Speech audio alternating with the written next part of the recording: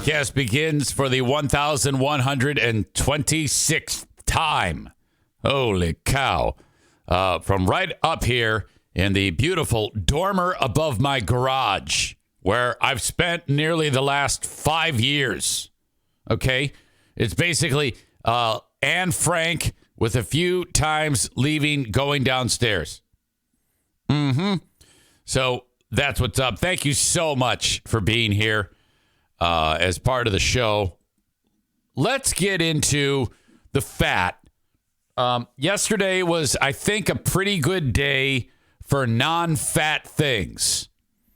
The Facebook group Fraudulent Fatties has various members of the audience who would love nothing more than to be less disgusting. I am the leader of this brigade, and you got to start somewhere. Now, I would say yesterday was an overall success. I completed my fitness ring, my move ring, and I did that by, when I got done with the free podcast early part of the day, I went and walked around the block. A little time later, I did that again. Pooh Bear came home. We went for a walk. That's walk number 3. Now, basically, I'm replacing the time that I sit around here and look at YouTube videos with walking. So I felt pretty good about that. I also made it through the whole day without taking a ridiculous nap, which, I don't know. I think that might be just the adrenaline of the day because I was so pissed off at what has happened to me physically and the path that I'm on. It needs to change, and I'm still pretty fired up about it. It was a fraudulent Wednesday, so there was plenty of podcasting to do, and Stu McAllister and I did Who Are These Ottawa County Fascists, and God, we had a ball. It was so much fun. And then we went into the Ben and Eric Patreon podcast, equally fun. And then when I got done, I still had to close that frickin' fitness ring. So I went out and watched the super blue moon rise, which was incredible. Are you aware of what a super blue moon is? A blue moon is one that happens twice in a calendar month. So that was it. And then supermoon is when it's a bit closer than any other time in the year. Okay, most of the time it's a certain distance away. A supermoon is closer, so it actually is larger in the sky. So it's brighter because it's closer. So it's a super blue moon. And that will not happen again until the year 2037. It was so bright, trying to take a picture of it was ridiculous. It's just a giant orb, super bright in the sky. But it was cool. It was really, really cool seeing that big old bright moon rising. So great. Thank you to Stevie, who was quick to point out, Eric Zane, I know how much you like celestial excitement. It'll be at around 9:30. That is the best time to see the supermoon. So there I am, like an asshole, walking around the neighborhood. I'm like, my God, I gotta get this stuff done earlier. But yesterday was a busy day. You know, we had a fraudulent Wednesday, plenty to do there, and off we go. Stand by. This is hot. Morning cup of coffee. Cup of coffee number 2. Got to have 2 in me when I'm doing the show. That sounded terrible. I got to have 2 in me when I'm doing the show. I got to have 2 in me when I'm doing the show. I said that clearly so that Corey can clip that. Asshole.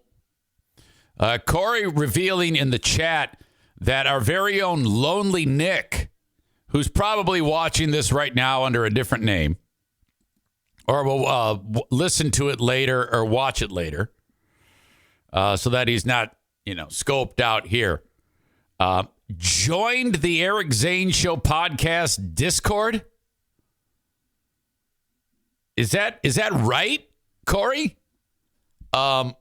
Corey has, as the guy who's in charge of the Eric Zane Show Podcast Discord, if you can put that in the chat, by all means, put it in there. It isn't that well populated. Frankly, this is what's up with me. There are so many different ways to communicate with show members that sometimes I'm like, oh, my God, I don't even know where to begin. There's so many of them. But there is an Eric Zane Show Podcast Discord. I got a door opening behind me. It might be Benny. Hang on. You can't post links here, Eric. You can't post links here. Only Eric can. Hang on. Hey, come on up. That's a good boy. Oh, my God. He's getting more. He's wanting more to come in here now. It seems like. I don't know what it is with Benny. Look at that tail wagging. He's being quite silly. This is a very rare thing. You just don't see Benny hang out, but he's starting to do that more and more in his advanced age.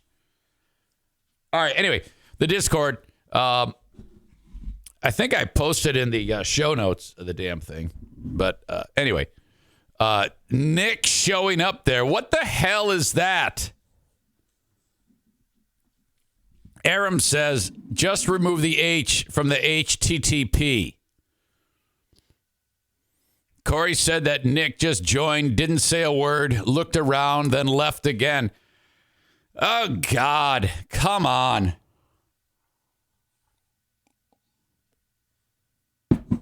Maybe he wanted to leave some more Bible verses. Do you think that might be what's going on? I don't know, but Nick doesn't strike me as a Bible-y type. I don't know if he can maintain that. Posting Bible verses everywhere he goes.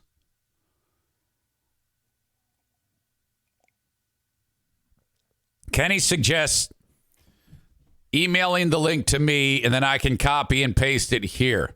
Yeah, I could try that.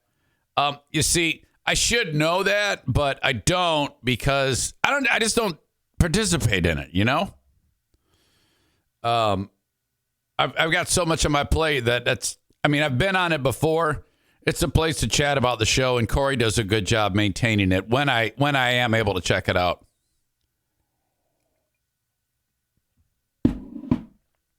Ben says the Bible is the worst work of fiction in history. It's so boring. Yeah, I don't agree with that. The Bible is not fiction. In my opinion, the Bible is the Word of God, and for you to suggest that is a little. I would not want to be around you, for fear of like a bolt of lightning coming down. I'm not about to say that about the Bible. I won't go that far. I do have a problem with most religions these days, but I'm not going to go so far as to say the Bible is a work of fiction.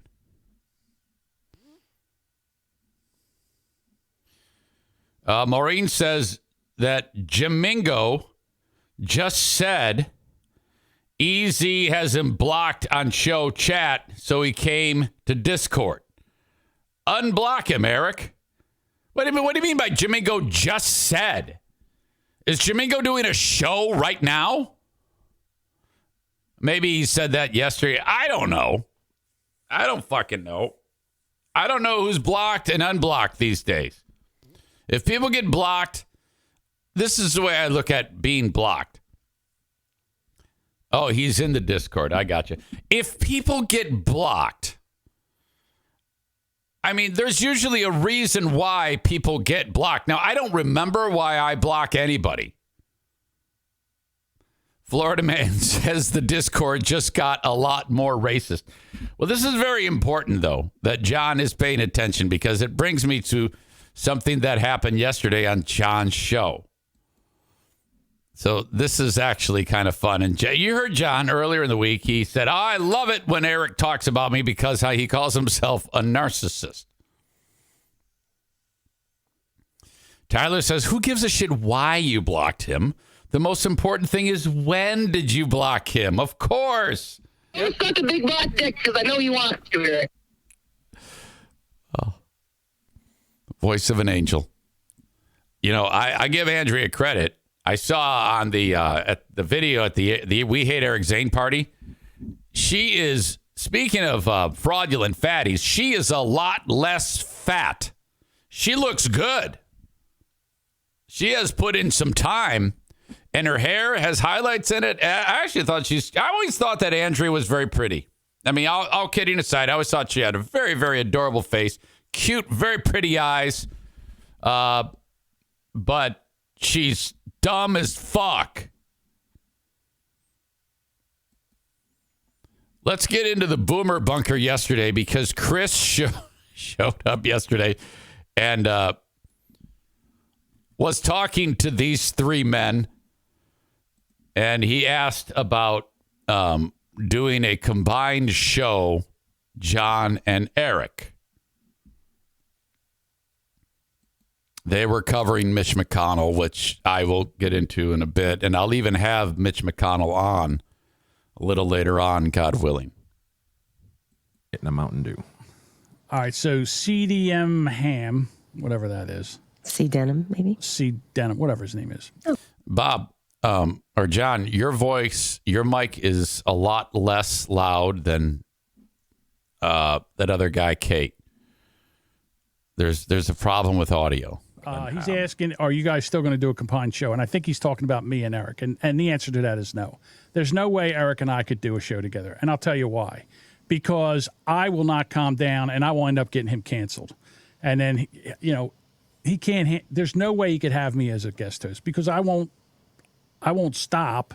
And we could have a good discussion, but I'll end up getting him canceled. So there's no way we could do it. I don't get that. Get me canceled. Is he suggesting that we'd be having a good discussion and he just start yelling the N-word like Michael Richards or something like that? Is that? That's all. I'm going to save him the trouble. I'm going to save him because of all the shit that I say and all the trouble I get into. I'm a wild card. No one can stop me. I'm a volcano blowing up. If I had a bigger audience, it would only get worse. So I'm just going to do the guy. Well, let's be honest here. It's not that much bigger. When you're on my show, it's not that much bigger. A favor and not do a show with him. That way he won't get canceled. What? Why would you be concerned about that? That sounds, I thought to myself that of all the reasons, just say you don't want to do it. Don't make up some fairy tale. You're so considerate. Thinking of other people. Bugvugger 78 says, so you're saying there's a chance. So there's a chance. There's not a chance. And the other thing is I can't trust him because I don't know. He's a sneaky back. He's too sneaky for me. I've seen what he's done already. I've seen how he's lied already about. I don't know why people keep saying I'm a liar. I've never lied to anyone. That I think we should start there. And I would say, explain the lies. Can you please explain that to me? I would love to hear what you're suggesting that I did as a lie. Stuff we've talked about, and I don't need that shit. It's all right, Eric. You go do your show. Go over there and do Who Are These broadcasts. That's already circling the drain. They've only done about 5 episodes so far. Yeah, Sparky's right. I have a black heart. A black heart. That's all. All right, this is weird because this is a screenshot from my conversation with John about a week and a half ago. John is the gray highlighted. I am the blue highlighted. These are the pertinent parts of the conversation that have to do. When I last spoke with John, he must have changed his mind or something because, as you can see, John said, one thing you did say that I agree with, we could do a good show together. And I said, oh, I guarantee it. After the dust settles, we will. From the last bit of stupidity, whatever that was. I don't remember However, you may have a rebellion on your hands if you do that because of, the former show listeners of mine that are now following him. You're welcome. They would not be happy with John if he did that. At least that's what I think. John said, well, it better be soon. According to you, I don't have much time left. Ha, ha, ha. Yeah, that's where I left it. So I don't know. He must have rethought it, I guess, and come up with this lame story of, you can't handle me. And I could say something, but I won't. I don't want to get him canceled. Well, yeah, you do. Well, first of all, that's all bullshit, I think. I mean, I don't think John wants to get me canceled. But outside of him just going on here and saying, terrible things or, quoting a Jason Aldean song about hanging people or something like that, I don't know what you could possibly say that I don't already say on this show now. So I think you might have a bloated view of your ability and the things that you say and your standpoint. Now, on your show, the N-word is said multiple times, and, you don't have a problem with that. Nobody cancels you guys. And you can't suggest that my show is a larger audience. I mean, there's a bit more people that listen, but it's not fucking anything earth-shattering. I mean, I appreciate the suggestion, but I think you're misinformed. My show's not that much bigger than yours, John. And so how's that for some truth? I would freely admit that. And for you, I think that's the thing that bugs me the most is that people over there think that I'm like some kind of crazy psychopathic liar. What the fuck? That is bullshit. Maureen says he's listening right now. Eric, talk directly to him. Oh, well, I mean, obviously I am. Tyler says you're clearly lying about these text messages, Eric.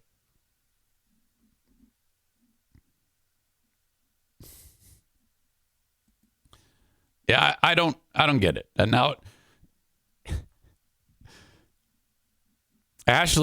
Hurricane Ashley calls him a fat piece of shit. Now, come on now. That's ridiculous. You can't throw that at the poor guy. I like John. I think actually what he's doing there when he's talking on the show, like you just heard, I think he's kind of kowtowing to the people that listen to his show, trying to embolden, in case they had a thought at all that he speaks to me or he would even consider being on the show. That if he ever were to do that, I think he's realizing that there would be some type of mutiny. Corey says, John just said this on the Discord. Quote, tell him this is how he makes his living. If I say something that makes his advertisers leave, it would hurt him. John, look, that's not a problem. I'm not worried about that in any way. I've had threats made to my sponsors before for things that I've said that are pretty fucked up, frankly, that have been taken out of context. But you see, you're reasonable. You may be doing a right-wing show, but you can't say anything, John, that isn't said every day in most circles. So, you're not anything that if we're just having a reasonable conversation, I would like to actually have you interview me because I think you have been sold a bill of goods about me and my personality and the things that I've said or done. And you've only heard one side of that from the various people that support you on your show that used to support me. So frankly, outside of you just coming in here and being a crazed psychopath and yelling like a maniac,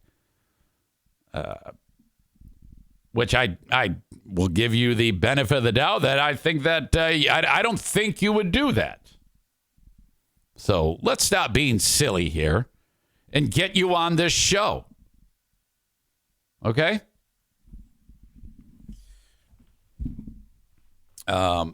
I'm not buying the, well, I wouldn't be on there because I'm a crazy man. I'd get him canceled. I don't even have an intention of bringing you in here just to insult you or degrade you. The idea would be to do a show, to talk about things.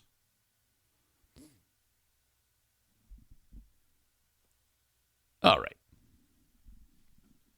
So you do your thing. When it comes to unblocking, yeah, honestly, I struggle with that. I would have to sit down and act, because I'm not that great with this, and figure out how to do it. I could do it, and this is what I'll do, John. I'm going to go ahead so that you can participate in the chat. I will unblock you today. I don't want to do it right now because it kind of, if there is any momentum that I might have discussing anything on the show, it's ruined if I start to fiddle around with that. But I'll go ahead and unblock you. And, you know, you got my fucking number, ding dong. Just text me and we'll do a show together, and quit suggesting that you've got some kind of crazy type of fifth gear that will suddenly just get me canceled. Okay? You dummy. God damn. And quit worrying about what the two other guys that you do the show with will think. I mean, Bob, I think, I picked on him the other day but he was attacking me, so it's all good.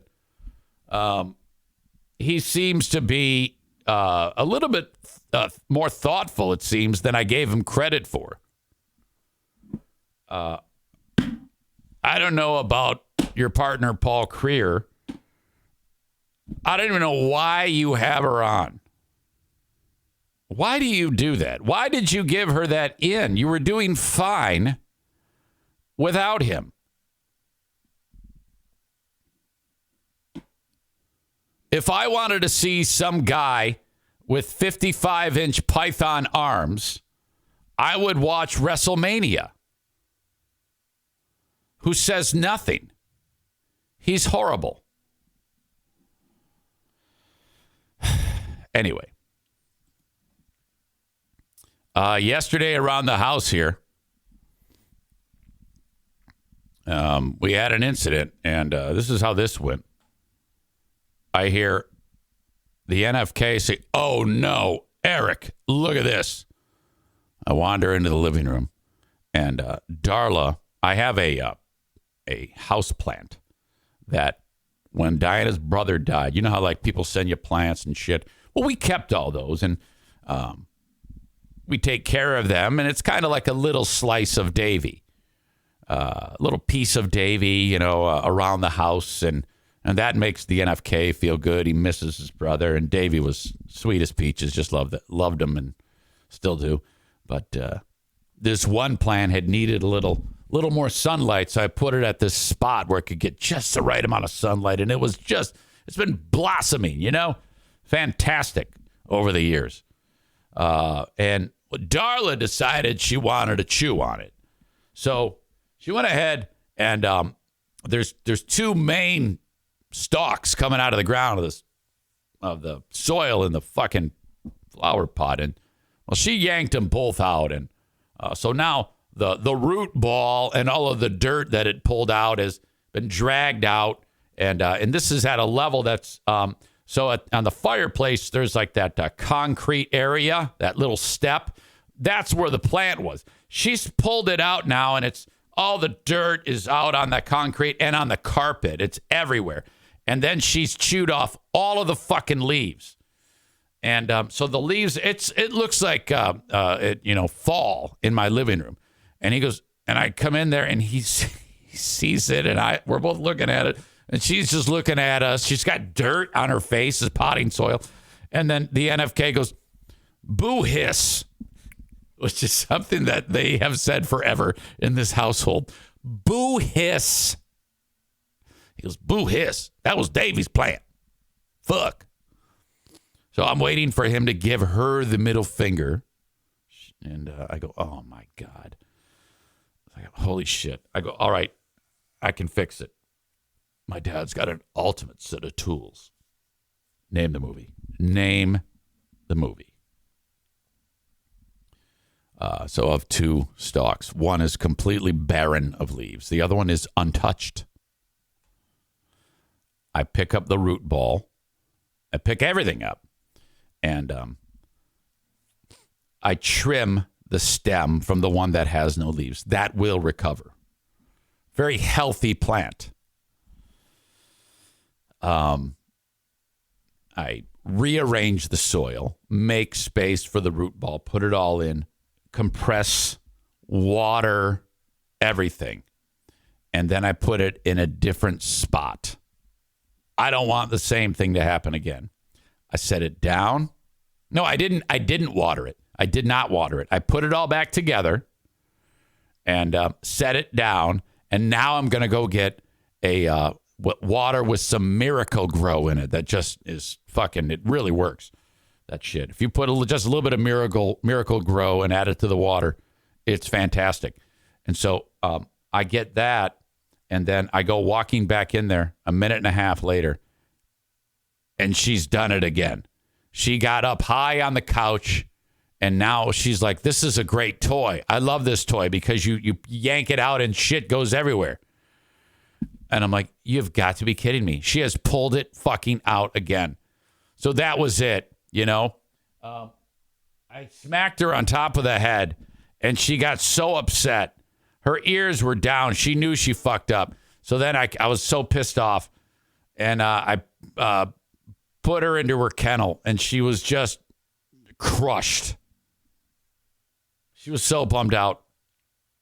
So then I did the whole fucking thing again and put it high up. But I was like, you've got to be kidding me.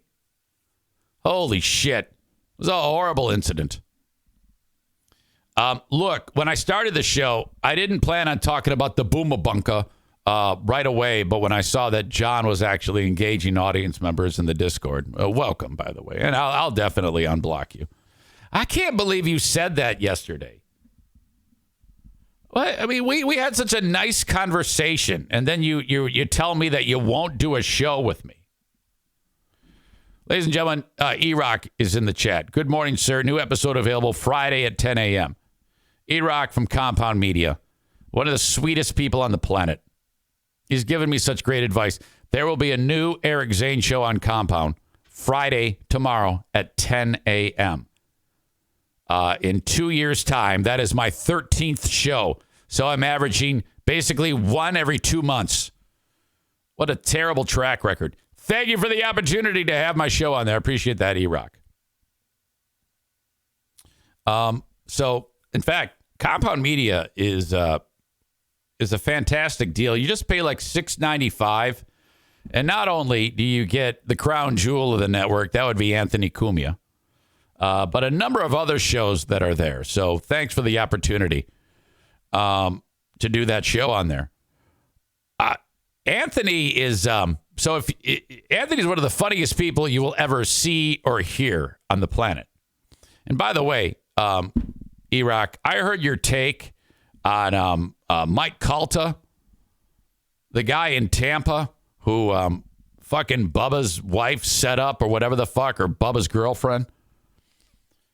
I'm with you. That was such a horrific setup. Jesus Christ. We talked about that. Where did we talk about that? I think it was on Who Are These? First episode of Who Are These Broadcasts? Who Are These Broadcasters? I can't get that right. Damn it. E-Rock says Bubba has a history of scumbag shit. You know what else I want to mention? Kevin Brennan. I've listened to Kevin Brennan probably 4 times in my life. I'll actually listen to the audio of his show, Misery Loves Company. And if he is not lambasting a fellow comic or podcaster, I have never, ever heard him say anything interesting.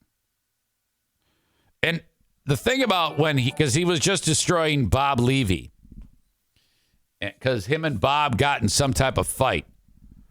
And so Bob quit the show and joined the Shuley Network. This is all like, part of me thinks the whole thing is a fucking work, that they actually planned this shit. But Bob left and Kevin is alone. And on the latest Kevin Brennan Misery Loves Company show, for 2.5 hours, he beat up Bob. And he could have just beat him up for 10 minutes and then ended the show, because he basically just kept repeating the same shit over and over and over again. And like I said, I've heard him rip you, E-Rock. I've heard him rip Anthony. I've heard him rip Compound. And he's quite good, I guess, at when he's doing that. But then he kind of runs out of steam, but doesn't seem like he's running out of steam. And I don't know. I would think that he would actually take a little time and prep a show and talk about more than just ripping Bob Levy a new asshole for 2.5 fucking hours. Motherfucker, that's very fatiguing. So I don't get that. Kyle says MLC is in trouble unless Bob comes back. Truth be told, I haven't heard Bob say anything interesting either.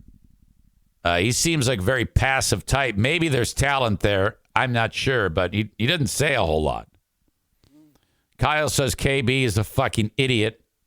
This is all part of the Dabbleverse. Fuck the writer's strike. This stuff is awesome.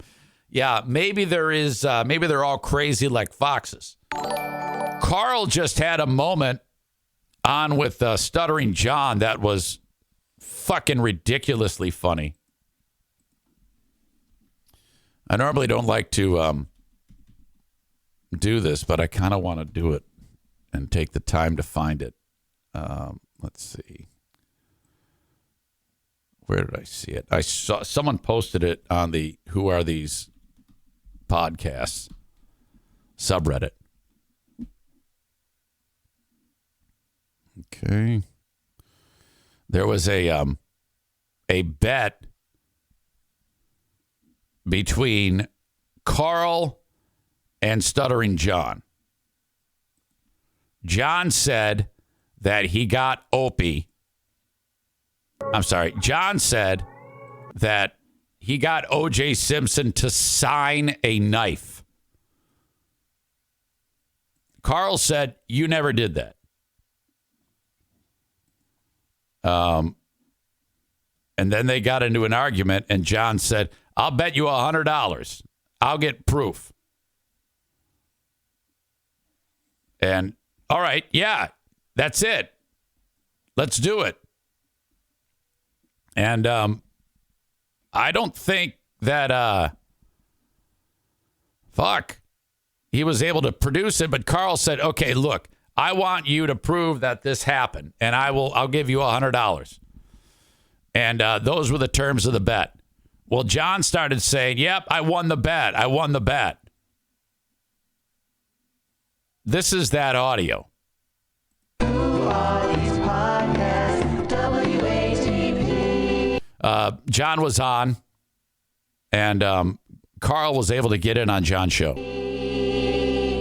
Look, they're even going longer because they're getting donations because I'm sniping them, but I don't care. I'm going to do it every... John was snipe streaming the Shuley show or something like that. And it was backfiring. And anyway, yeah, now I'm going to put your kids through college, dues payer, because I know you can't afford it.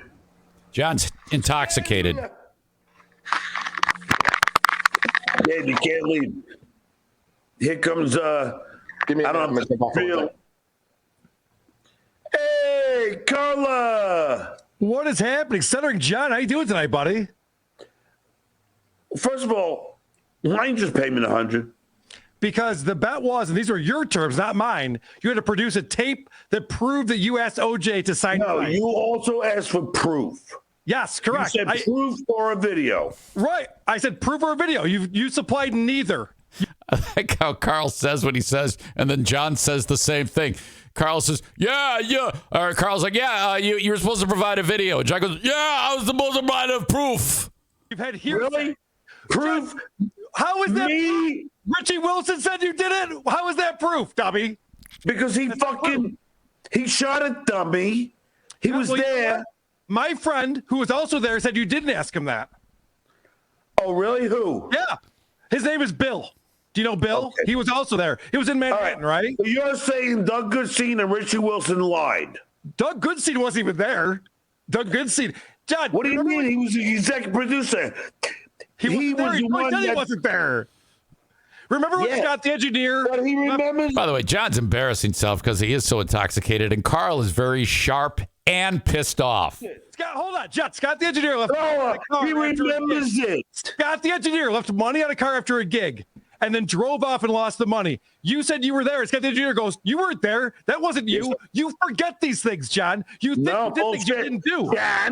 John, you're a moron. First of all, I did the gig with him. Julie Network is destroying you tonight. They're making so much fucking money on you. Good, Carla. You're making a fucking L tonight. You look pathetic tonight. It's so bad. Oh, look who's talking.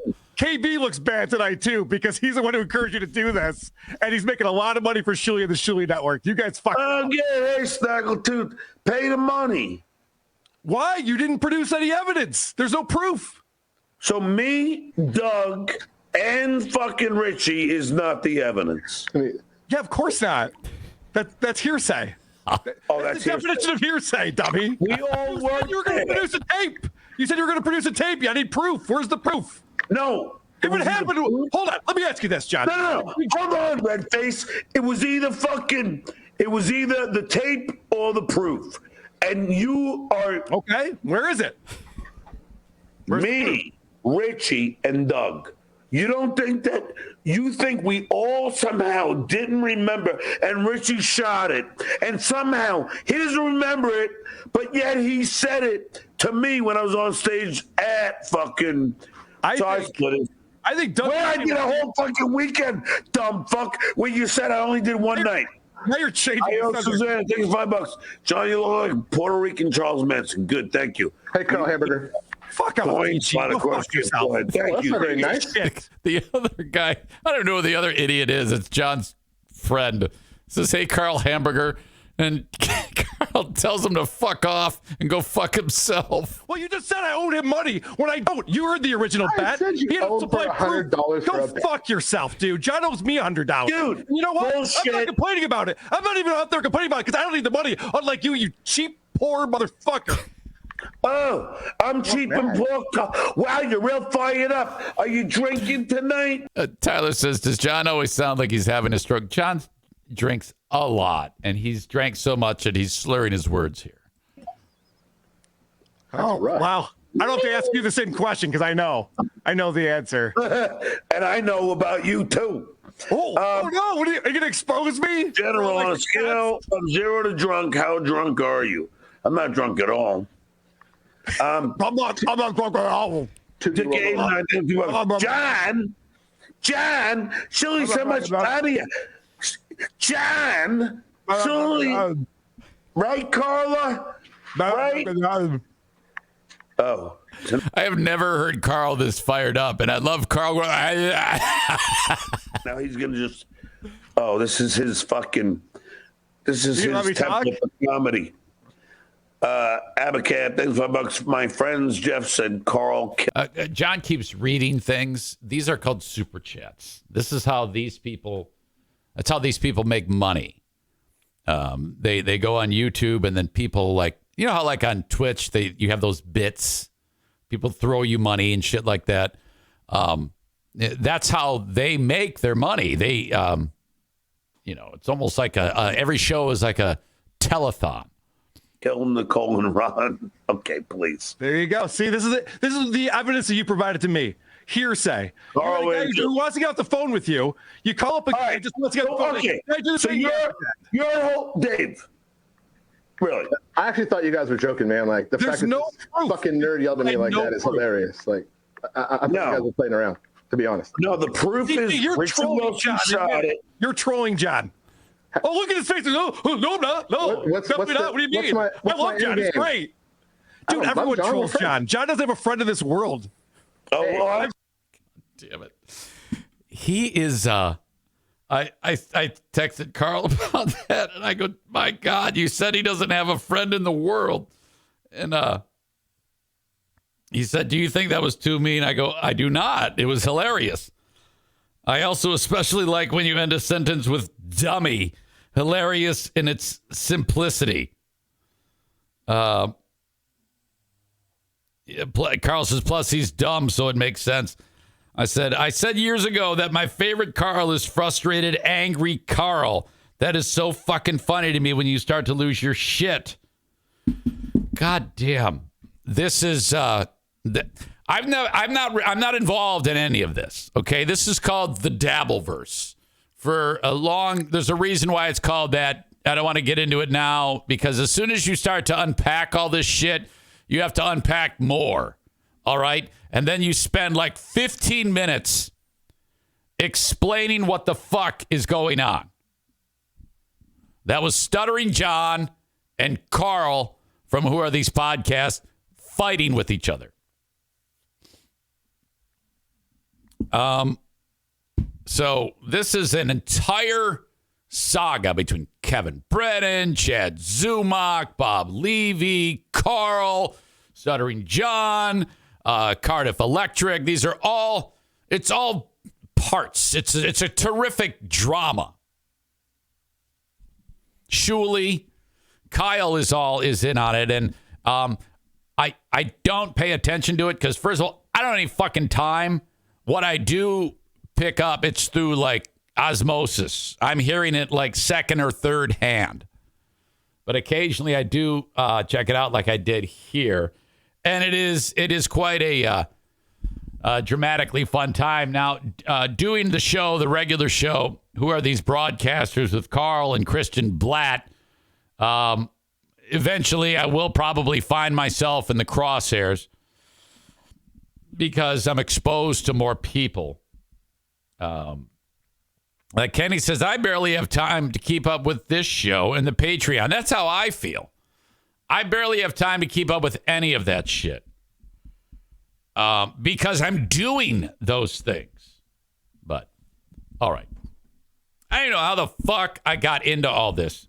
I blame E-Rock. I got to tell you this, though. Yesterday, I was so fired up about losing this weight. Being 186.4 pounds had never been bigger. So yesterday I talked about after the free podcast, I made this smoothie and I felt great about that, you know, completely. I didn't do any snacking or anything, nothing.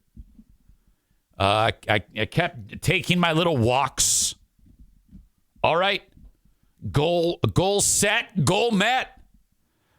When it came time to eat later in the day, I had to come up with something though. And I found like these frozen chicken breast strips that are cooked, like Gordon Foods.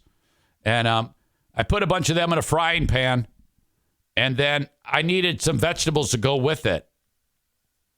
And I'm going to put it in the frying pan and put a lid on it, put a little water in. The steam will, since they're fully cooked but frozen, they have to be, able to be eaten. So I have that, and I go, all right, I need some vegetables. And I'm like, well, all right, I'll just make like a little bowl and just eat the bowl of the chicken and the vegetables. So there's some fucking broccoli and peas. I go, broccoli, peas, chicken bowl. Sounds really unappealing. They're all frozen. I throw it in there, put a little water, put the lid on it. 3 minutes later, it's hot, ready to go. A little salt, a little pepper. It was actually quite good. I was like, I need some carbs to go with this. This is the vegetables are some carbs, but I need some fucking starch.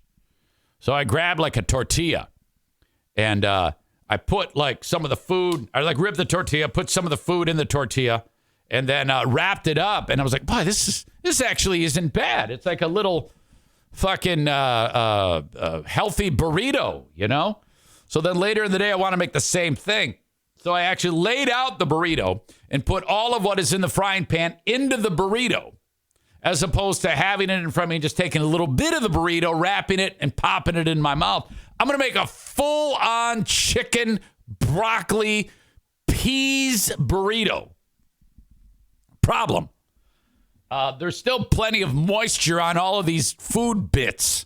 So I put it all in the tortilla, and I start to wrap it, and the tortilla explodes in a million pieces. It just rips. I'm like, fuck. So I said, fuck that shit. So I just kind of ate it with a fork. It was a complete catastrophe, but I did okay. I take my final walk. This is the only kind of like slip on the day. Overall, it was a successful day. I think I get an 89% on the day.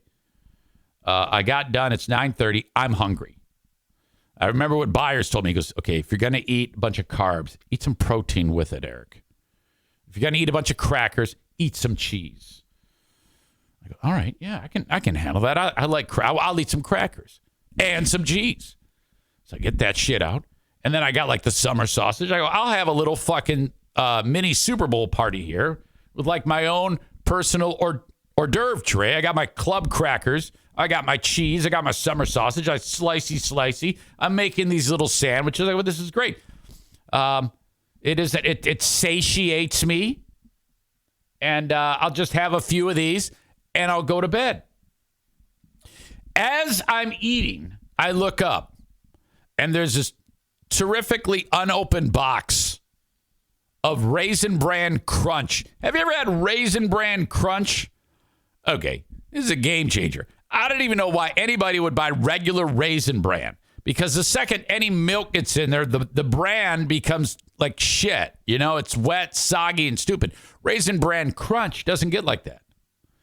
It's Raisin Bran, but crunchy.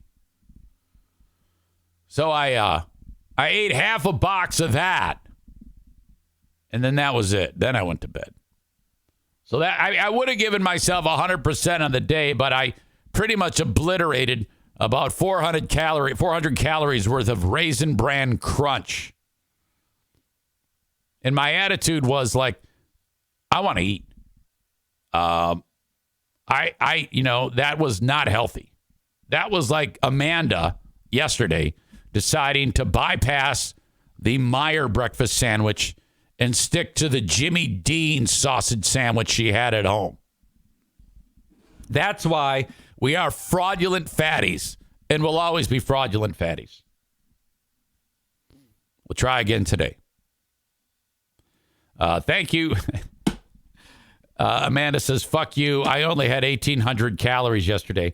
That's a lie. You started the day with a pound of chocolate. You did not have 1,800 calories. Okay, that's a fucking lie. Or you're just fat-fingered the calculator. I don't believe you. Ben Weller says, so you had 1,800 calories of chocolate. Completely fraudulent. It's not polite to lie to your old pal EZ. The EZ charcuterie board. Is that what they call those? Cheese and crackers is called charcuterie?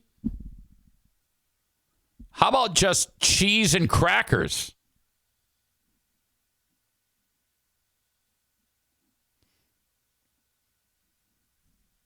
All right. Charcuterie? It's not called charcuterie. Shut up. All right. Hold on a second here. I want to thank everybody that's watching the show on Facebook, Twitter and YouTube, but I have to kick you out. The rest of the show is available on Twitch only. Don't forget about me on Patreon, patreon.com/Eric Zane. Download the audio podcast wherever you download shows. Thank you to the Mario Flores Lakeshore team of Van Dyke Mortgage, 231-332-6505. Get a mortgage from anywhere in the U.S. with the Mario Flores Lakeshore team of Van Dyke Mortgage, 231-332-6505. From anywhere in the United States, whether you're getting money out of your home to pay off a high-interest credit card bill, or you're looking for your first mortgage or your 10th mortgage, whatever it may be, reach out to Mario today. Thank you, Mario. I'll be right back. Your old pal EZ has to go tinkle. Yeah, what a fraudulent accounting that was. Hey, what do you have today? Couple giant-sized Hershey's. Whole bag of fucking Snickers. 18 Jimmy Dean sausage sandwiches. Oh, we're going to Popeye's chicken. I got a couple of those catfish specials. 17 hot readies. I got clocked in at a good 900 calories for the day.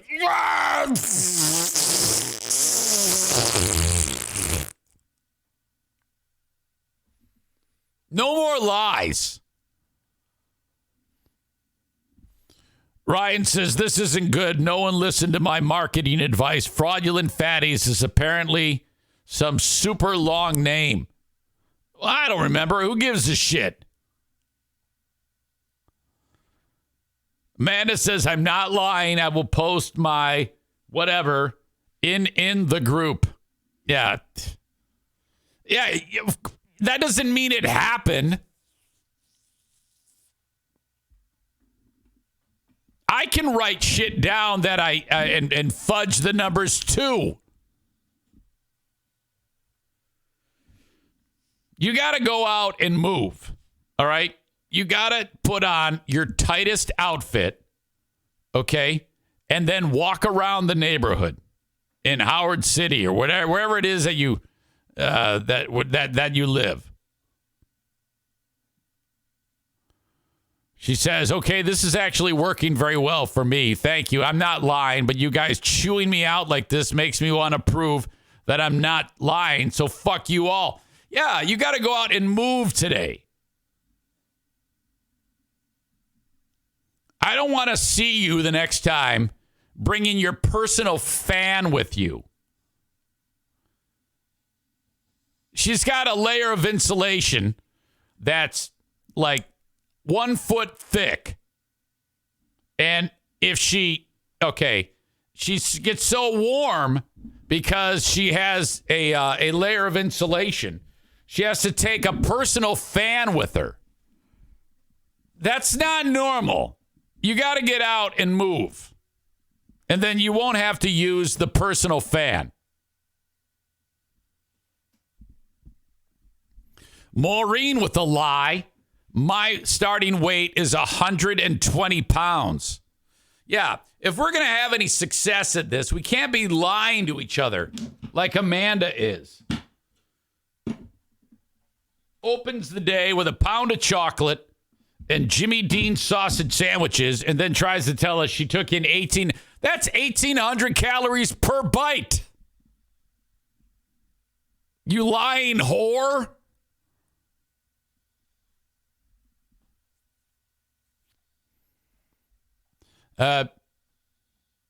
Amanda says, this morning I had a protein Pop-Tart. What? A protein Pop-Tart? What the fuck is a protein Pop-Tart? God damn it. You're doing this wrong.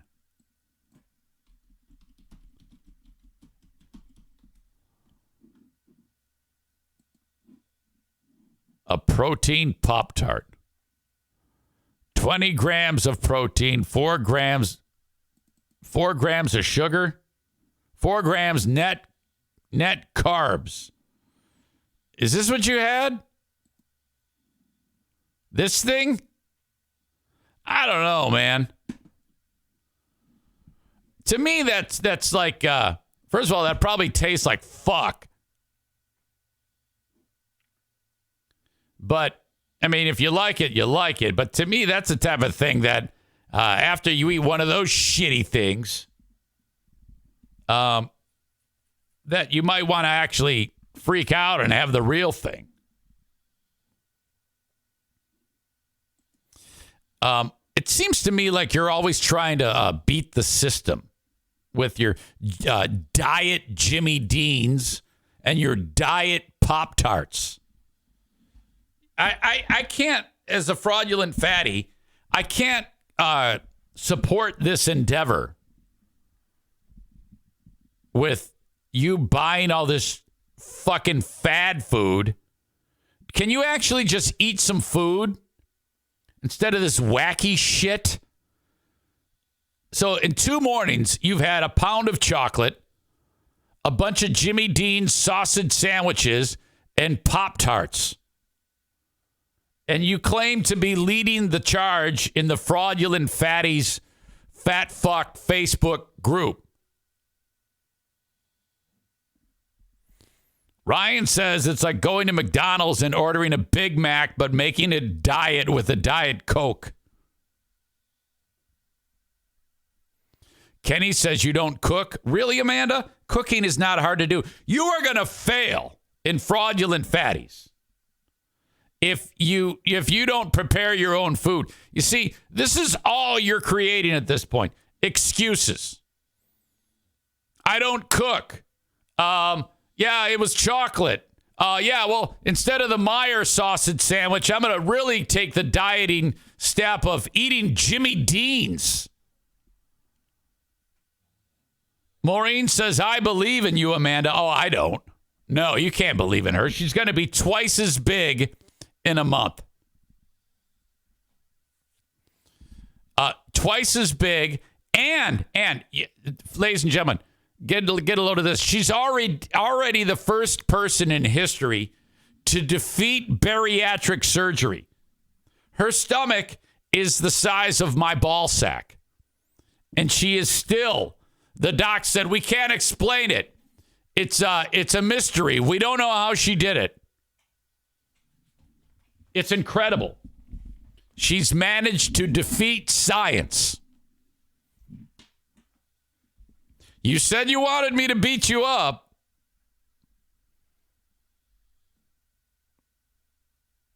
All right. Taking a pause on beating up Amanda. She says, and that's good, because she says, okay, you're going to make me cry. Well, then, hold on a second here. Hold on. You can't sit there and say, beat the shit out of me. I deserve it. I want to be motivated. And then the second that I drop the fucking DDT on you, you're like, I forgot I'm a girl.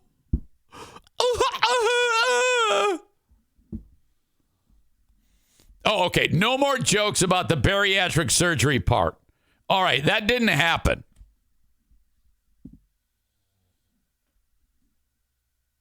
But enough with the Pop-Tarts and the fucking Jimmy Dean's and the chocolate and the no walking. My God. Let's bring in Kyle from Dumpster Divers.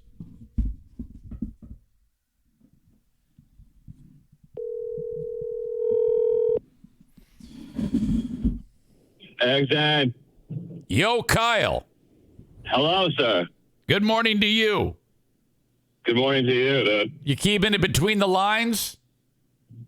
I'd say I rarely keep it between the lines, just in general. Yeah. Okay. All right. Yeah. So you're out in the field with a dumpster behind you? No. I'm driving in my truck right now. Okay. What's going on? Is it actually a work day, or are you partying? Yeah, no, it's a work day. I finally figured out my phone, which it had. I don't understand what Wi-Fi calling is, but it was turned on, so that's why my phone was having all those fucking issues where I couldn't hear nobody. So I just turned it off, baby, and now we're golden. Okay, good. Do you know anybody who's fat who needs to lose weight? Oh, yeah, baby. I mean, just about everybody. You're not fat. I'm a little chubby. I got a little unwanted fat hanging around, baby. Yeah, we just started a Facebook group called Fraudulent Fatties. It's a bunch of fat ass audience members, and we basically just beat the shit out of each other. Oh, hell yeah, baby. And the lady who started it, she goes, "Hey, we're gonna do a Facebook group," and she started on the first day. She ate a pound of chocolate, a bunch of Jimmy Dean sausage sandwiches. And today she's eating Pop-Tarts. And I told her that that's bullshit. Holy shit. A pound of chocolate? I mean, that sounds like a good little day for me, but damn. Yeah, I don't think it was a pound. But she definitely pigged out. And I'm like, well, what the fuck are you doing? You can't go around eating Pop-Tarts and Jimmy Deans and chocolate, and we're trying to lose weight. Okay, so the point of the group is to lose weight? Yeah. Okay, I thought it was like, I liked it more originally how I was thinking about it, because I thought it was like reverse psychology on like woke culture, you know what I mean? Because like, I imagine like as time goes on, like fat people will be like, don't make fun of me, you know what I mean? But if you flip the psychology and the point of the group is to make fun of people, right? Then we might be able to break it, which I like. Yeah, well, that's kind of where we're going, Yeah, hell yeah, baby. It's like yesterday, I did great, and I went on my little walks, and I ate appropriately, and then just before bedtime, I murdered 2 bowls of Raisin Bran Crunch. Have you tried Raisin Bran Crunch? Eric Zane, I don't think we've talked about this yet, but Raisin Bran in all of its forms is one of my top cereals, baby. And I know it's weird because like that, it's been that way since the 90s when I was a little kid. And I was like, yeah, give me some Raisin Bran. And like, all the other kids like, what the fuck are you talking about? I'm like, I like Raisin Bran, baby. Oh yeah, I'm with you. There's something special about because the raisins are a little tougher to chew than your typical shit sugar cereal. For sure. It's something to eat and something to do. Yeah, dude, and straight up also as well, Eric Zane, if you say you're me, right, and you have Raisin Bran at the house and you wake up at, say, 12:30, 1 in the morning, you head downstairs and you just start shoveling handfuls of Raisin Bran into your mouth, you know what I mean? Next day, dude, oh, man, you're blowing up that toilet and it feels perfect. I know what I mean? I had kind of a weird thing because the first thing I did was I knocked off some cheese and crackers, and then I washed it down with 2 bowls of Raisin Bran Crunch. So my colon is going to start out like with real solid turds, and then it's just going to go totally loose. Yeah, I hear you. But also the best part too, and I have no fucking, scientific backing on this. I'm just making it up as I say it. But I get a feeling that like colon cancer cells, like if you start slamming some Raisin Bran, dude, I feel like those cancer cells are like, what the fuck's going on, dude? And just get ripped out. You just shit out cancer. You did the fucking turds are just full pieces of cancer. Yeah, that's I like it, dude. Let's throw that on the box, Raisin Bran. Somebody get me in contact with some Raisin Bran execs, baby. So and the commercial says here, scientists say you can shit your cancer away when you eat Raisin Bran. Yeah, this comes from chief scientists Eric Zane and Kyle Tiller for sure. But if I had to choose 10 out of 10 times, I'm going to choose Raisin Bran Crunch over regular Raisin Bran.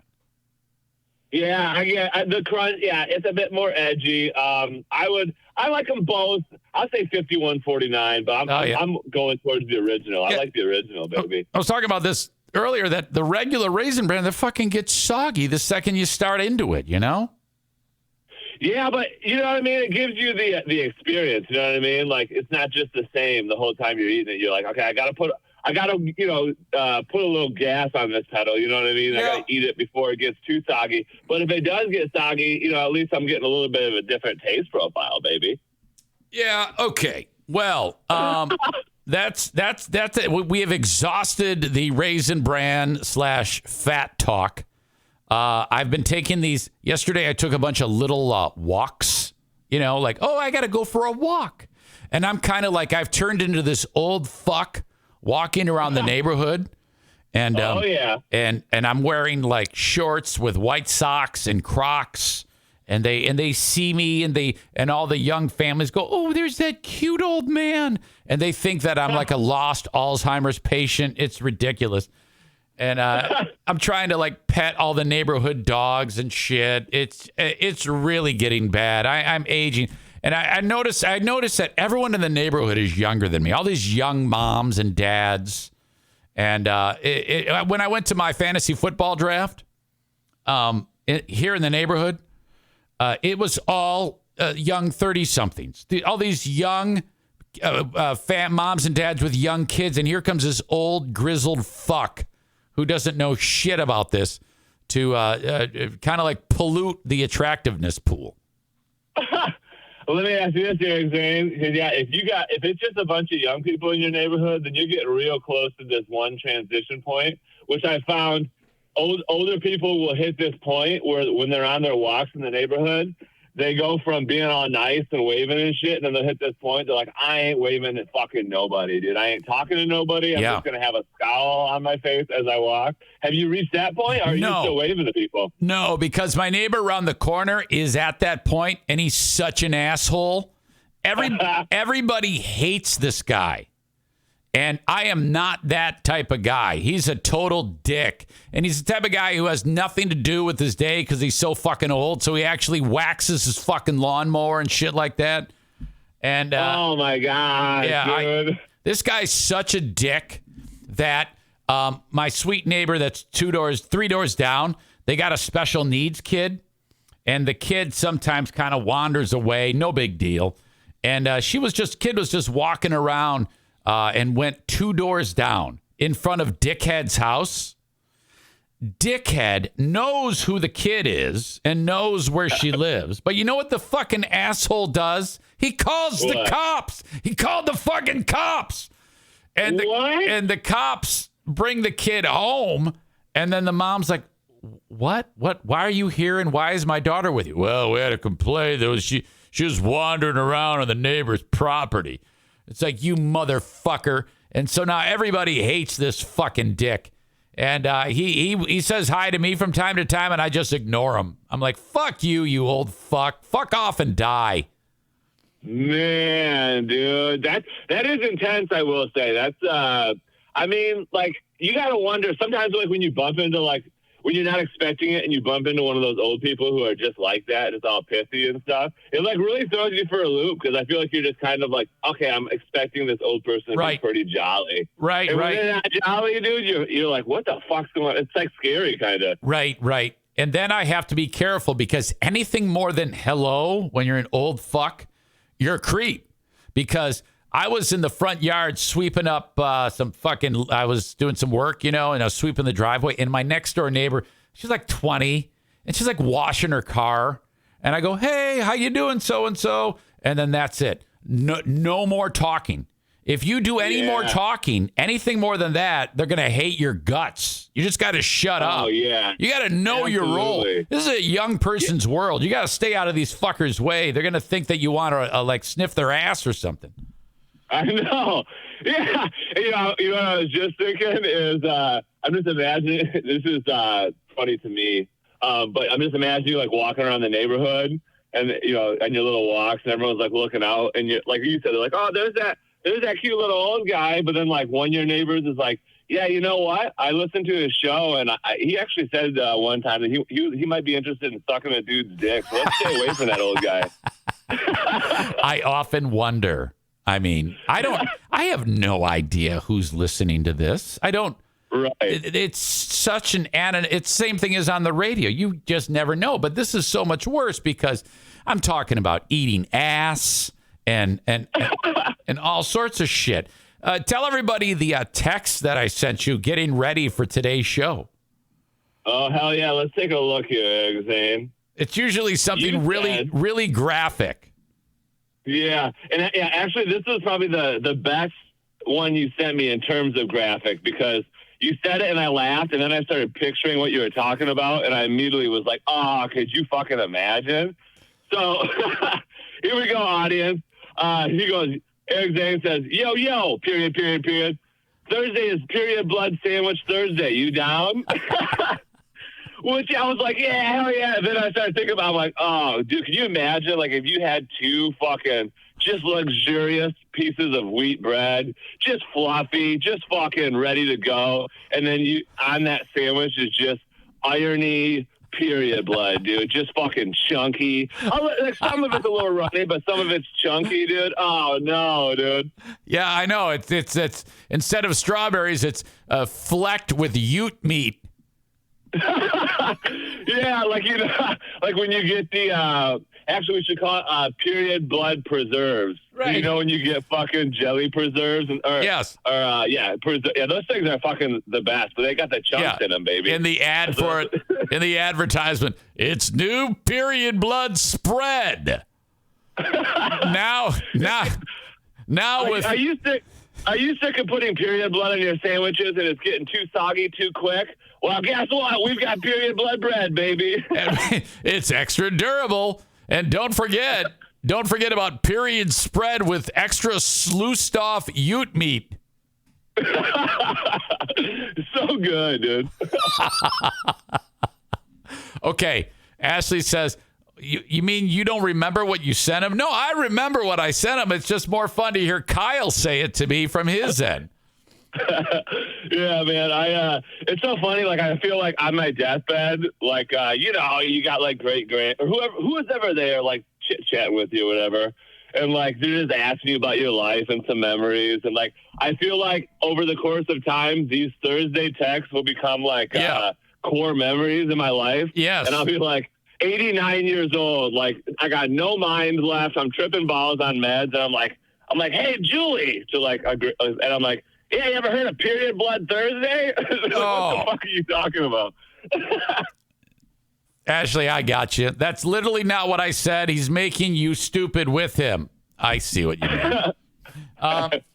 Yeah, so that's all horrible, but I like the direction that it went. That's fun and hilarious. I'm so glad that we were able to break that down. Yeah, for sure. Let's see. Nikki says, oh, good. I'm so glad I'm eating red berry cereal during this. Oh, no. Oh, yeah, I did. Similar to, you know, like my dad told me when I was like 8 or 9. And, you know, he's trying to be funny, but it is kind of like a life lesson a little bit. He was like, yeah, you know, as you get older, he's like, you may find yourself in a precarious situation where you need to eat some chocolate, but you need to poop. He's like, you need to do one of those at a time. You cannot do both. No. And I'm like, yeah, I know exactly what you're talking about, Dad. Well, I got one for you. There was one moment in time when my daughter Jacqueline, she had an ice cream cone, an actual chocolate ice cream cone, and she sat down on the toilet and took a dump while she was eating the ice cream cone. Oh man, that's ballsy. Yeah, that's horrible. I mean, because the shit particles are stuck. She's eating shit. She's eating shit ice cream. I know, man. It's like, dude, but a good time. There was one time I have to be honest. There was a Quiznos at the airport, and I was so fucking hungry. I bought that fucking sub, and I started to just kill it, and I had to take a leak. So the next thing I realized, I'm standing at the urinal with the sandwich, eating the sandwich while I'm taking a leak. Eric Zane. Yeah, and then I come walking out with still biting it, like, oh, well, too late. And there's a lady walking in, and it's the same entranceway, and they kind of branch off to the women's, and there's two chicks. And as I pass, I hear the one chick say to the other, oh, my God, he's walking out of the bathroom eating a sub. Oh, Eric, can you imagine, like, later in life, like, okay, so this is an unfortunate made-up scenario, but just follow me on it. Like, you're, like, in your 70s or something, and you get, like, diagnosed with some sort of illness or disease or whatever. Yeah. And, like, the doctors, like, they can't figure it out. Like, they even call in fucking House. He can't fucking figure it out. Nobody can figure it out, but then, like, you're You know what, guys? I just remembered something. One time I did slam a sandwich in an airport bathroom, and they're like, "Oh yeah, for sure, that's it." Eric. Yep. Oh God, it's fucking gross. Okay. Anything else? Anything on your mind that you're like, hey man, I can't wait to talk about this? Something that's happened to you this week that you can update us. It's always entertaining hearing something from your perspective that you've seen, witnessed, or watched, or what is it? Yeah, so get this, Eric Zane. Blue, who is my beautiful wife and is the best overall, she has this fucking problem where she never knows where her cell phone is. Like, she just has the cell phone and is just like, you know what? I'm not going to think about where I'm putting this thing, and just will put it somewhere and can never find it. Yeah. So I mean, this is like pretty much a daily thing, but like maybe once every 2 days on average. So Saturday, we went to a wedding, and that's not the main part of the story, but she lost her phone there, right? So we're trying to leave this wedding, and we have to stay for like a half an hour to try to find the phone. So we find the phone, blah, blah, blah, whatever. Next day, we're going to take some family pics, like, little family pics, for Jameson and all that stuff. Sure. So, Blue, when she gets done, she puts Jameson in the car seat and puts her phone on top of her car, right? Which is like a Trailblazer, so like a little tiny SUV. Uh-huh. And so all of a sudden, like, we leave the photo place, we're going back to my friend's house, and as we get there, she's like, "Where's my phone?" And I'm like, "Oh fuck, here we go again." You know what I mean? And so she can't find her fucking phone, and like, so she gets all stressed, and then like the stress like starts coming towards me, and I'm like starting to get like a little tiny stress. Yeah. And we get out of the car, that fucking phone is, and nobody knew it was on top of the car except for her. We also opened up the tailgate to put the stroller in. So the phone somehow fell down the back of the car, and as we were closing the tailgate, got stuck in between the tailgate and like the top of the car, right? So it's smashed, baby. I mean, I'm talking like it's cracked up good, but it's also standing straight up in the air, right? Like 90 degrees straight up in the air because it's stuck in there. So then I'm laughing my ass off as Blue's pretty pissed because I'm thinking like, dude, we were driving here for like a while. So like people were just like, hey, you guys see that fucking cell phone sticking out of the top of that car? Yeah, it's sticking straight up. Yeah, and so this is a kicker, right? So that's not even the funny part. The real kicker is this, right? We find the phone, we get it unlatched from the car, we go inside, and guess whose fault it is, Eric Zane? Guess whose fault it is that Blue's phone got fucked up? It's my fault, yes, Eric Zane. You did it. You did. It wasn't even in your fucking hands. How could it possibly be? You tell her to shut the fuck up. In so many words, I kind of did a little bit. To be honest with you, I'm like, wait. I'm gonna get the heat for this. I'm like, I didn't put your phone up there. I'm like, I didn't like lodge it. You know what I mean? She's like, wow. She's like, you're the one that put the stroller in there. Yeah, I'm like, what? You see, this is how women get beaten. Straight up, dude. Comments. Let's see. Smartass Ashley writes, "Yeah, thanks for explaining a family pic." Let's see. Ryan says, imagine that. The phone was destroyed because it was left outside. He also adds, Kyle, when talking about his wife, he said best, paused, and then said overall. That is not going to win him Pooh Bear points. All right. No, yeah, it won't win me Pooh Bear points, but it will avoid me from subtracting points. Yeah, she's the best overall. So you're like, yeah, she's the best at some things, but not all. So whatever that is, I don't know. Okay. All right. I wish you the best today. As always, it's great fun talking to you. And one day closer to getting out of the thrifty nickel. Yes. Hey, and I will say this, baby. We're a week away from Lions, baby, and I'm getting fucking jacked. That's all I want to say. God, I have gone over this scenario many times, and I've been like, that sure would be great if they win, but come on, man. They're not going to fucking win that first game. They're gonna lose. It seems like they, but they're just, Eric, if they do win, and then imagine if they win by like a dick throttling, you know what I mean? Like they just throttle the Chiefs' dicks, like, and we just like smoke them, dude. Yes. Then when I come back on this show that following Thursday, dude, we're just gonna be partying. Well, let's be honest here. Outside of when they won the playoff game against the Dallas Cowboys, like I don't know how old you were in 1992, but. That would be the biggest win I've ever seen. Yeah, dude, that was. So I was 3, so I didn't fucking watch it. Well, maybe I did. I don't fucking know. That was a good game. That would be the biggest thing you've ever seen as a Lions fan if they happen to beat the Chiefs on opening day on national TV. Did the Chiefs win the Super Bowl last year? I don't remember. Yeah, they did. They did? Is that their second Super Bowl? I think they've won, either like 2 or 3 in like the past 5 or 6 years. Yeah, I always forget. I couldn't tell you who even played in that Super Bowl last year. Yeah, but all the receivers. It was the Eagles. Gone, so. It was the Eagles. I remember because those two brothers, the Kelseys, were playing against each other. Yeah. Yep. Are you doing fantasy football? I've probably already asked you that. Yeah, I have one draft on Sunday, so we'll fucking see what happens. I've got Kelsey on my team, who's really good. So that's a solid pickup. Yeah, if he stays healthy, that's a great tight end right there. He was my first pick. He's a tight end in name only. He's wide receiver 1 for Mahomes. Yeah, that's true. All right. Hey, you're the best. Thank you.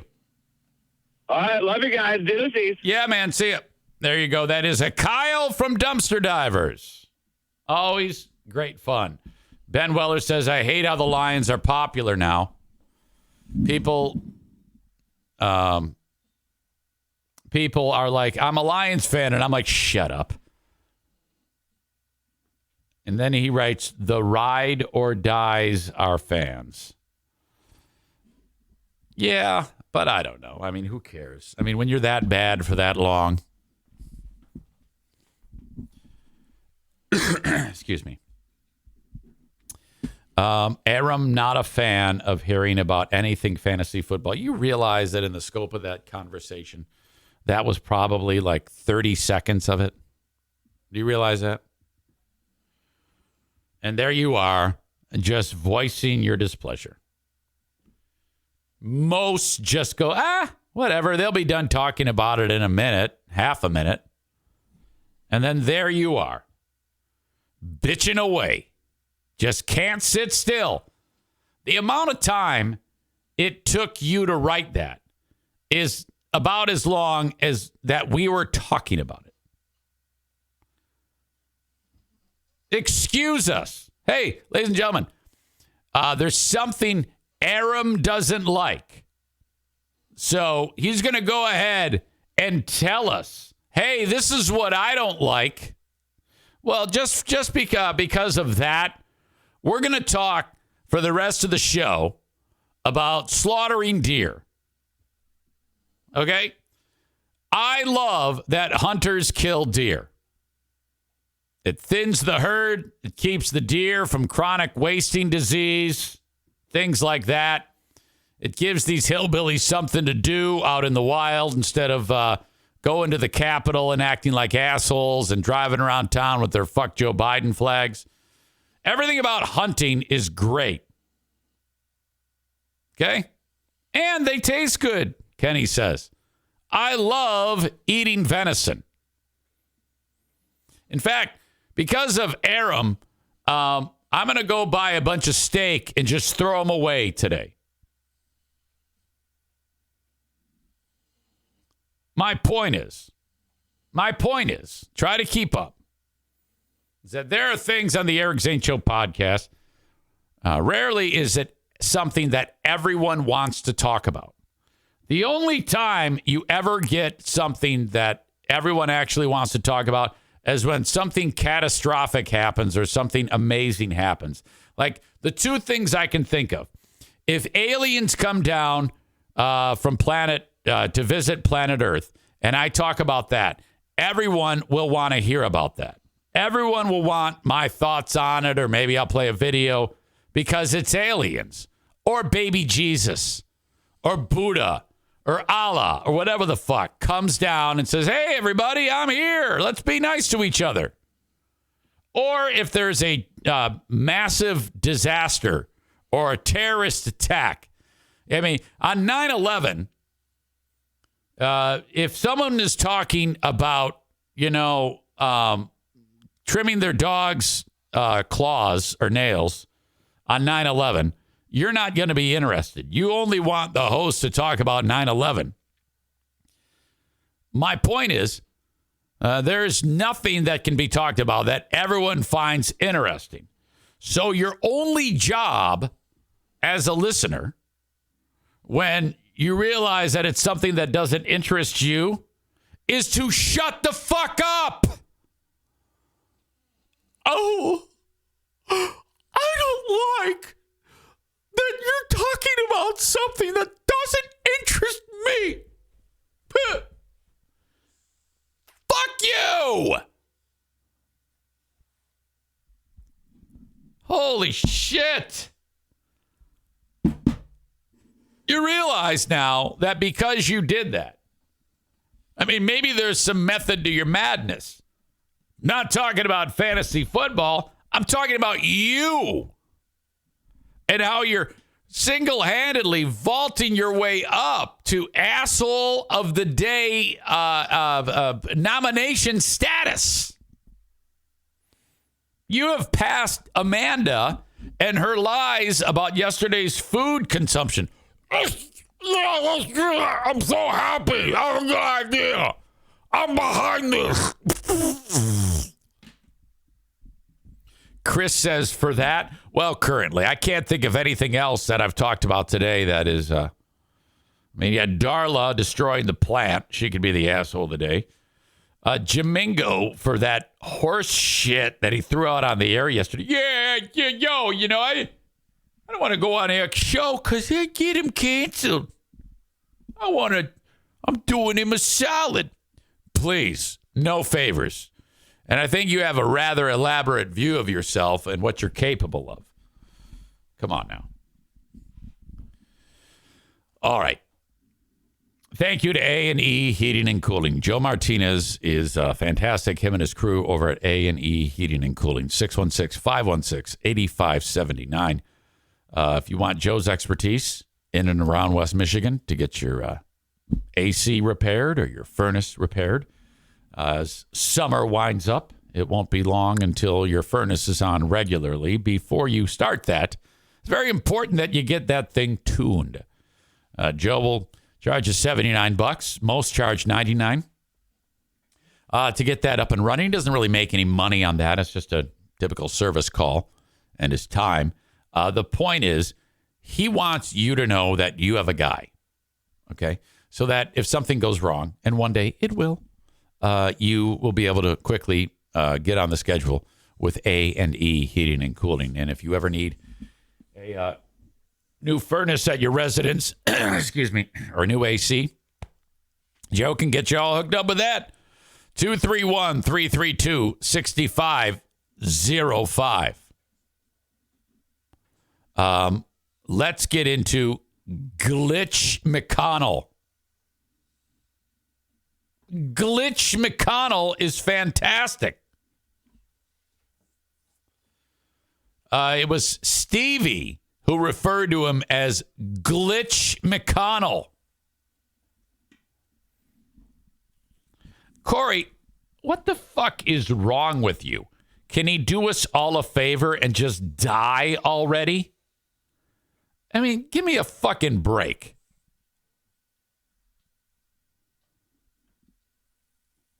Come on, man.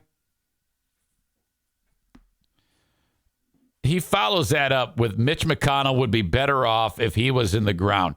That's a horrible thing to say. And I'm the one that's the problem. Mitch adds, he looks like a melted G.I. Joe. Linda says, I hate feeling sorry for old Glitch. Boy, you guys are cold. Kyle says, I second that. Fuck Second that. Fuck and die, you old piece of shit. Kenny says he needs to retire or be forced to retire, same as Biden. We're going to bring Glitch in a second here. All right. But before we do, we got to get to this. This is just incredible. He's not well. This is the second time this has happened.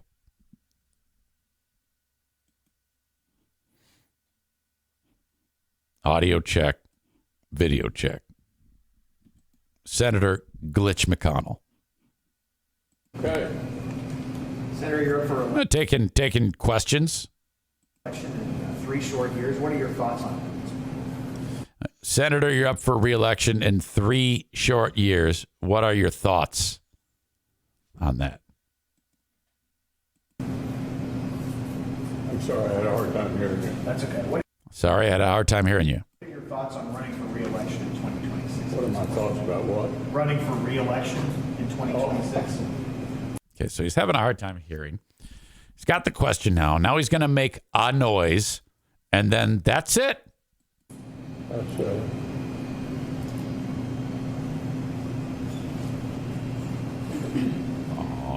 Did you hear the question, Senator? Running for re-election in 2026?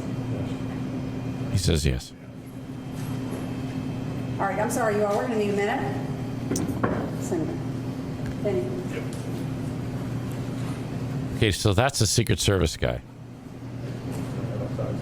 I think he just said, Senator, is this the time that you want me to shoot you? Senator just says, I'm okay. Okay, so now they're like, all right, he's come back to the pack. No biggie. Okay. Somebody else have a question? Please speak up. What efforts is Daniel Cameron going to have to make on the campaign trail to win Kentuckians over in November? How are you going to win Kentuckians over in November, I guess, for Republican votes, maybe? Senator Daniel Cameron, do you have a comment on Daniel Cameron? Well, I think the governor's race is going to be very close. Far and away the best candidate we could have nominated. And I'd say it's become increasingly Republican. In fact, the governor's going to Democrat left. Frankly. So I'm optimistic that Daniel will be our next governor. Oh, no.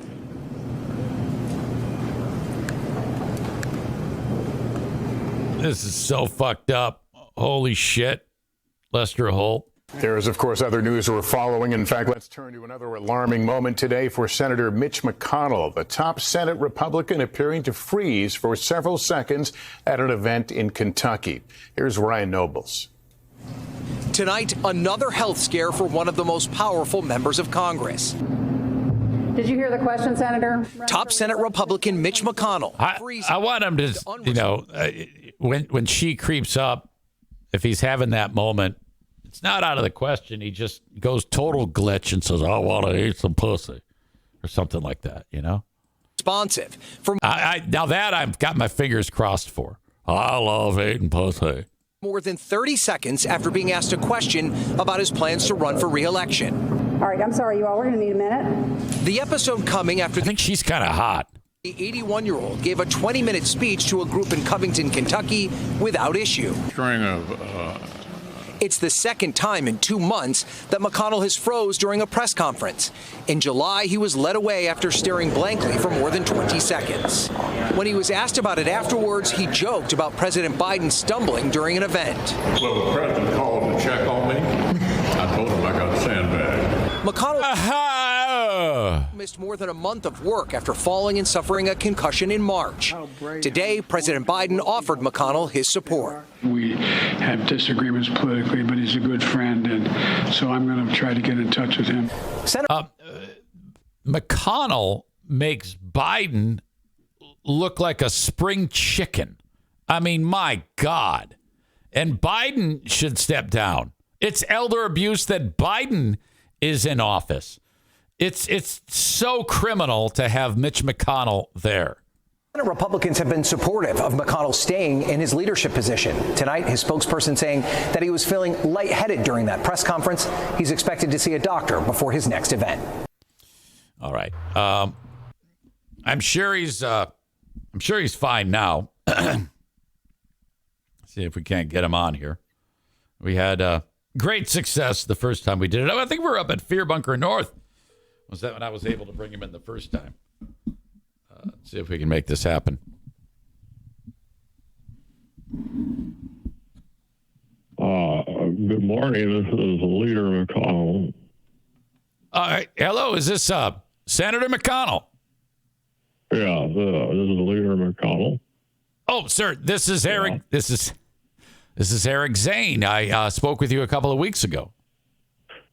Oh, big fraud. Yeah, yes, it was so kind of you to call me after the show. We talked for a couple hours. It was so nice. You kept me company.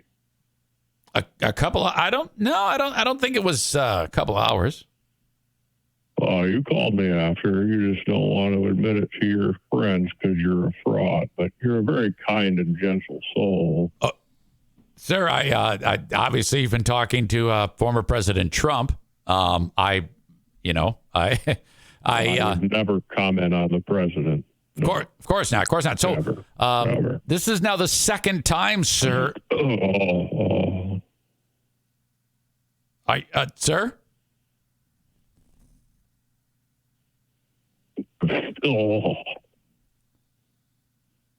Yeah.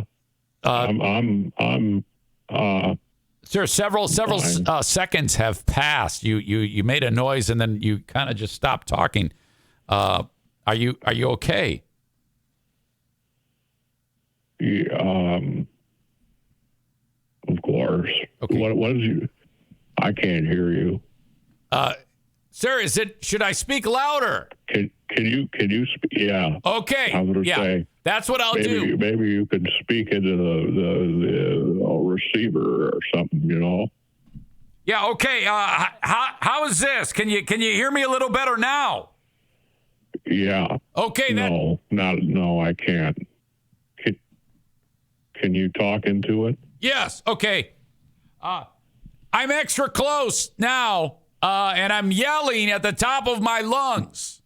So. Oh, yeah. Yes. Yeah. So, those lungs sound so young. Oh. Sir, can you take us through what happened yesterday? And you were speaking. Oh, sure. And then you just the next thing we knew, it was you had to be taken away. Well, I don't know about that, but I was at the Kentucky Chamber of Commerce, talking to our the press, and they started just, of course. Sir, there's a comment that says that every so often you make a noise like you're, quote, jizzing in your pants. Oh. Well, that's horrible. Who would say such a thing? I mean, that's just horrible. My wife, Elaine Chow, of course, I haven't seen her, and it's so lonely. Yeah. Okay. So, what are you doing today, Eric? Sir, I got plenty of podcasts left to do. Another 15 minutes or so. Oh. Just wanted to make sure you were okay. Well, we're in recess right now in the Senate, so I've got some time off. If you maybe you should call more often, check in on me. I'm so you're so young. You've got your whole life in front of you. It's fantastic. Okay, yeah. I'm in good spirits yet. And 81 years old. I would love to be able to chat and keep you company, sir. Oh, yeah. Yeah. I mean, I never would comment on the president, though. I think that, that would need to be known. Yeah. Yeah, I think we're having two different conversations here, sir. Can you? Who? You said something about the president. I didn't hear you. Yeah, I know. Sir, wouldn't it be a good idea to just step down and maybe enjoy life for, however long that you have? Oh.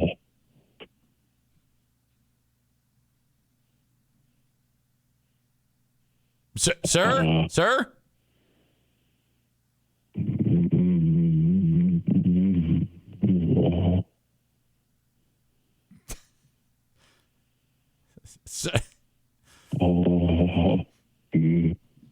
Sir, is there anyone there that can...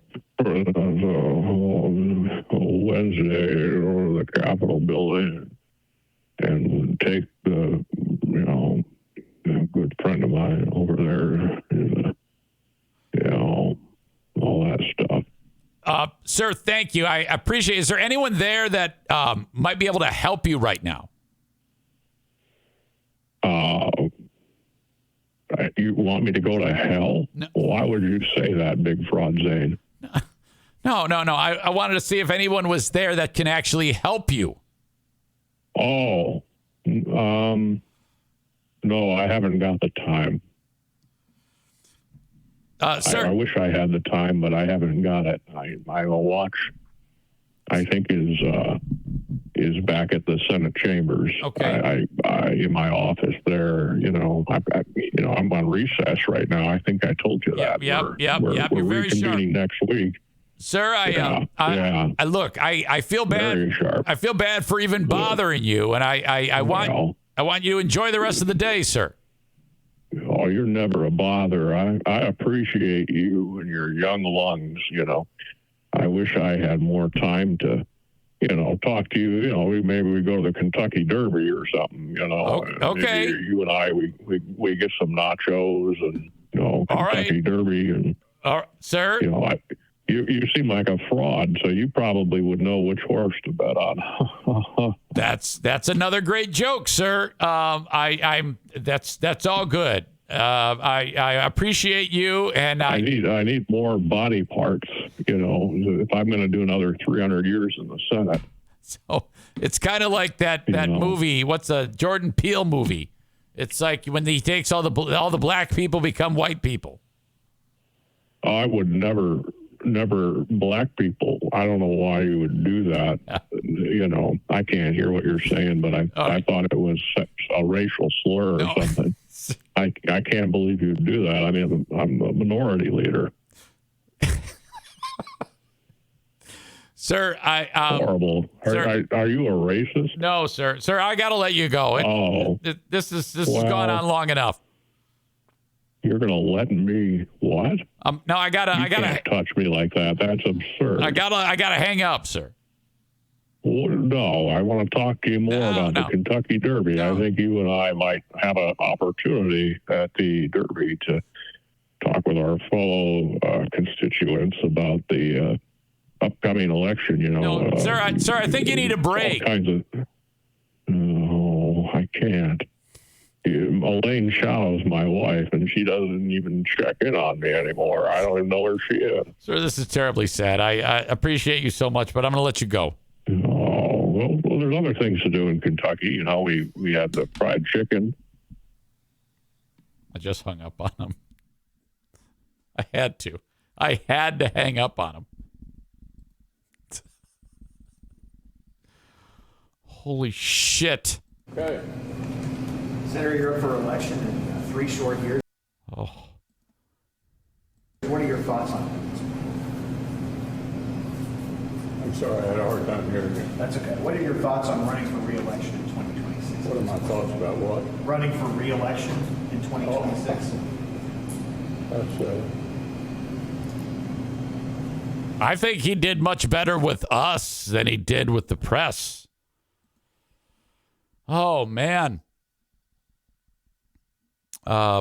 Stevie says, what the fuck is up with the Derby? I don't know. The cell signal must have been scrambling his circuits. What the fuck is up with his lungs obsession? Who knows? Kenny says, I hope the next time he has a similar issue with freezing up that he mentions the Kentucky Derby or KFC or something. Wow. Well, thank you, Senator McConnell. Godspeed, you know. I mean, that's some serious shit going on there. Holy cow.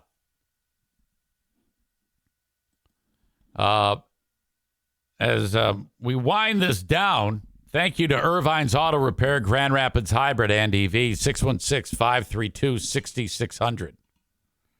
Or online at irvines.com. Get your car fixed at a trusted source, smack dab in the middle of Grand Rapids, Michigan. Veteran, lady, family owned. 3 things. Veteran, lady, family owned. 616-532-6600. Irvines.com, ERVines. That's ERVines.com. We got racing Saturday at Berlin, BerlinRaceway.com. Get your tickets for $14. Just a couple weeks left in the racing season. So much fun. $14 a pop.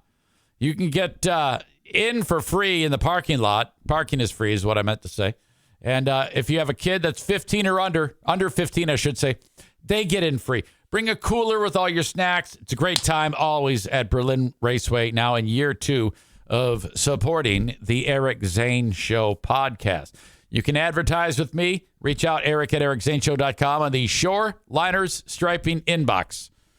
And when you email me, I will tell you exactly how it works to be part of the Eric Zane Show podcast.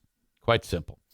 I have a Cameo, that spot-on Cameo that you can hire me on. I just did one. The second one for Ashley. Her pal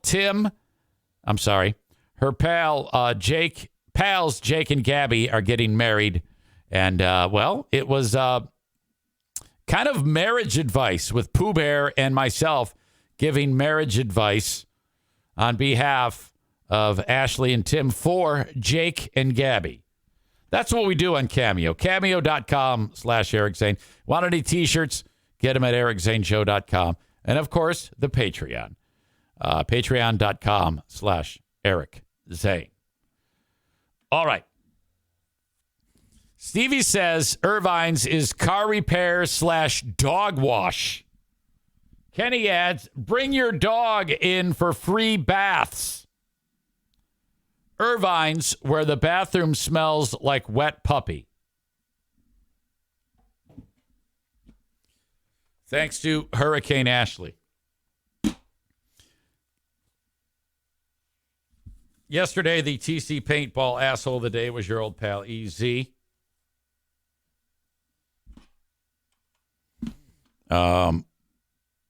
Who could it be today?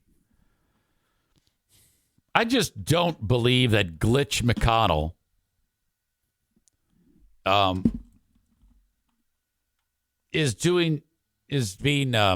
think he's being convinced that he has to be in that spot. I don't know, man. I think the rest of the members of the Senate and the Republicans are keeping that guy in there against his fucking will.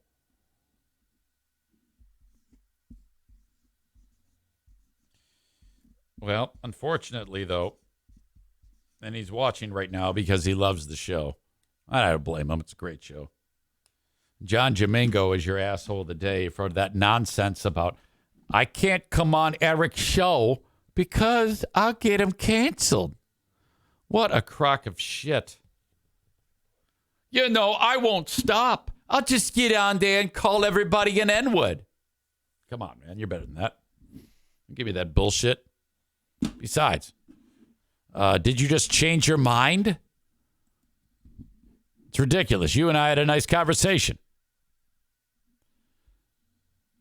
Ben Weller says, can it be the kid who shit his pants again? Hashtag never forget. Indeed. Indeed.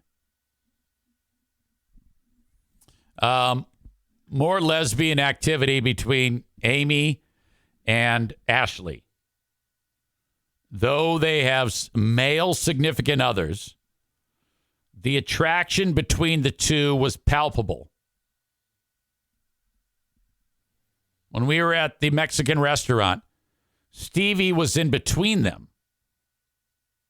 Had Stevie not been there, I think that these two would have, 69'd right there.